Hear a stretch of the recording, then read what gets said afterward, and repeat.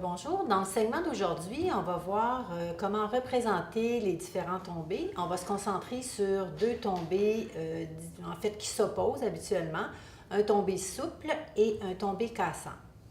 Donc ici, j'ai un exemple d'un modèle qui n'est pas exactement le même, mais qui est quand même similaire et on peut voir la différence dans les deux chemisiers au niveau du tombé. Donc comment le tissu tombe sur le vêtement, tombe sur la silhouette et comment il affecte un peu son apparence. Dans un tombé souple, c'est souvent des tissus qui vont avoir moins de tenue, donc qui vont chercher à aller plus lourdement vers le bas. On peut le voir, on peut le remarquer ici au niveau de la boucle nouée au cou, contrairement au tombé qui est cassant où la boucle se tient vraiment beaucoup plus rigide et tient un peu plus dans les airs.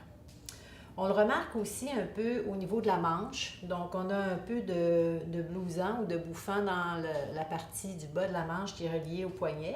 La même chose ici. Mais là, la manche cherche vraiment à tomber et à s'écraser le long du corps, alors qu'ici, on voit que la manche se déploie beaucoup plus et cherche à s'ouvrir. C'est sûr qu'on n'a pas tout à fait le même modèle et que ce modèle-ci a beaucoup plus de tissu, en fait, a beaucoup plus d'ampleur, mais on peut quand même voir là, une distinction entre les deux. Un autre élément qu'on va chercher à reproduire, c'est le type de pli qui va se former. Donc, avec un tissu qui est souple, les plis sont beaucoup plus courbés. C'est des formes qui sont beaucoup plus sinueuses, habituellement aussi un petit peu plus nombreuses, alors que sur le tombé cassant, on va avoir des lignes qui sont un petit peu plus rigides, avec des angles et des plis. Et même au niveau du contour, là, on peut voir ici qu'on a plusieurs angles dans le contour de notre manche, alors qu'ici, tout est en arrondi et tout est beaucoup plus mou. Donc, on va commencer par représenter le tombé souple. Je vais placer mes exemples ici. Je travaille sur la silhouette gros plan toujours. Je vais placer mon papier à côté pour pouvoir faire mes représentations une à côté de l'autre. Et je vais les fixer avec le papier collant, comme d'habitude.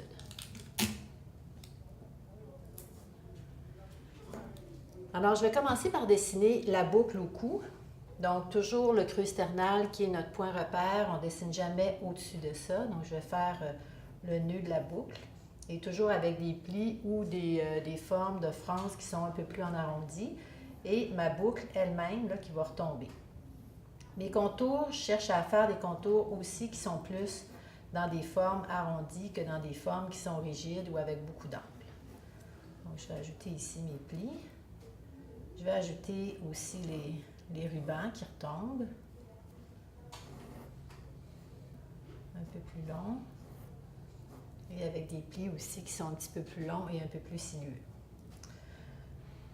Mon col, donc je vais dessiner ma ligne d'encolure ici. Je vais dessiner la portion du col qui remonte sur le cou. Et sur le côté aussi, j'ai des plis.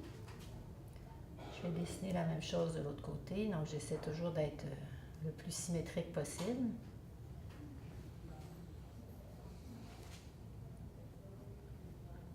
Et la portion au dos. La ligne d'épaule. Je vais venir dessiner ici la portion de la poitrine. Donc, mon pli de poitrine qui s'en va vers le haut.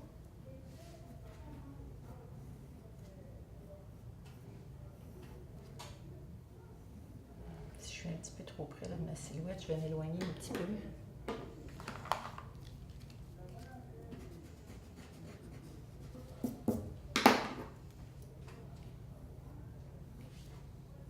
Donc, au niveau de la taille, je vais faire aussi une cassure. On dessine un aplat souple. Donc, une cassure qui est un pli pour montrer un peu la flexion, en fait, qu'il peut y avoir au niveau de la taille. Un pli qui est arrondi aussi. Donc, je courbe mon ourlet, toujours. Et je reprends de l'autre côté en essayant d'être le plus symétrique possible. Cassure ici arrondie au niveau de la taille.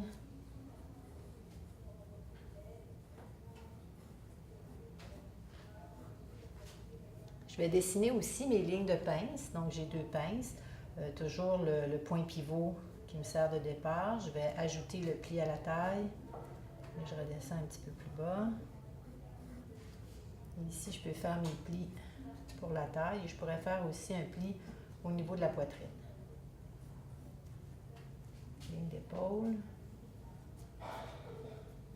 couture d'emmanchure. J'ai un peu de volume au niveau de la tête de manche. Donc, je vais ajouter ici une rondeur pas trop haute parce que c'est le tissu souple, donc le tissu qui redescend. Pour le poignet, je vais venir dessiner ici ma longueur de poignet arrondie toujours parce qu'on est en aplat souple, donc on monte le volume.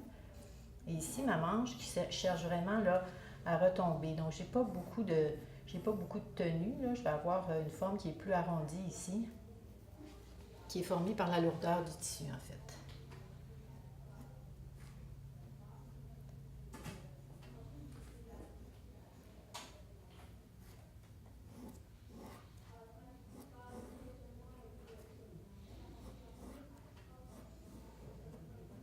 On ajoute les fronces, des lignes qui vont être aussi elles-mêmes plus en arrondi et un petit peu plus tombantes.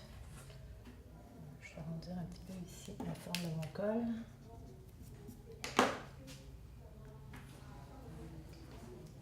Alors voilà pour la plat souple. On va passer maintenant à la plat rigide.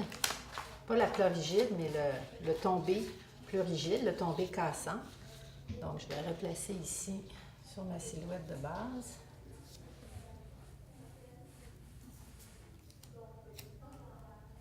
Et cette fois-ci, je vais refaire le même modèle, mais en changeant le tissu. Donc, je vais avoir des contours qui vont être beaucoup plus rigides avec des lignes qui forment plus des angles. Je vais commencer toujours avec la boucle. Donc, je vais dessiner ma boucle ici, mais cette fois-ci, plutôt que de la dessiner très molle et tombante, je vais la dessiner qui est un petit peu plus, qui a un peu plus de tenue avec un petit peu plus d'angle. Et les plis que je mets à l'intérieur aussi, des plis qui sont avec des angles, des pointes un peu plus prononcées. La boucle elle-même se tient vraiment plus, donc elle va tenir plus dans les airs et mes plis vont être aussi des plis qui sont un peu plus rigides, donc des lignes qui sont plus droites, des lignes aussi qui vont former plus des angles. Donc, c'est bien au début, quand on commence à dessiner les différents tombés, d'exagérer un peu les types de lignes qu'on va faire. Donc, de penser à dessiner juste avec des angles au début, ça nous aide à contrôler un peu mieux l'apparence. Donc, ici, je vais faire...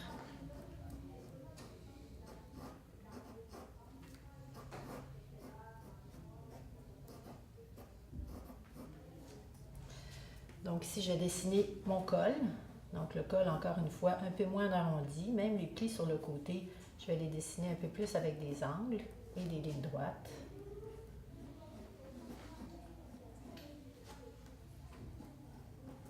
Et la portion du col qui est visible au dos. Ma ligne d'épaule de chaque côté. Ici, je vais contourner encore une fois la poitrine. Et je vais dessiner la latérale. Cette fois-ci, mon pli va être un peu plus pointu au niveau de la taille.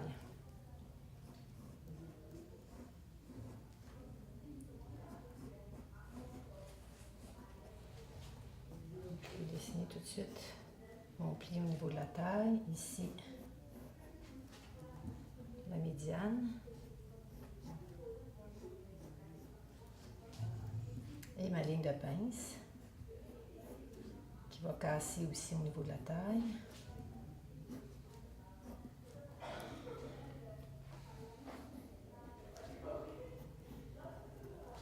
Et ici, je vais dessiner la manche. Donc, la manche va se déployer plus. Donc, l'ampleur que j'ai au-dessus avec la couture d'emmanchure va sortir un peu plus. Donc, c'est une manche qui est un peu moins serrée ou qui tombe un peu moins sur le bras.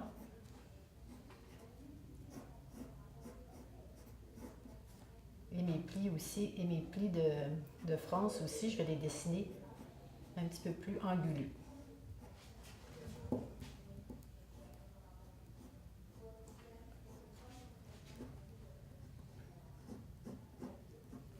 J'avais oublié de dessiner ma couture ici. Donc là, je pourrais compléter avec les surpiqûres, avec les différents plis. Donc, si je regarde le produit fini à l'encre, pour avoir un petit peu plus des détails plus visibles. Donc, on peut voir les différents tombés représentés, donc des angles plus prononcés dans les contours, dans les formes des plis, dans les formes de fronce, pour le tombé qui est cassant.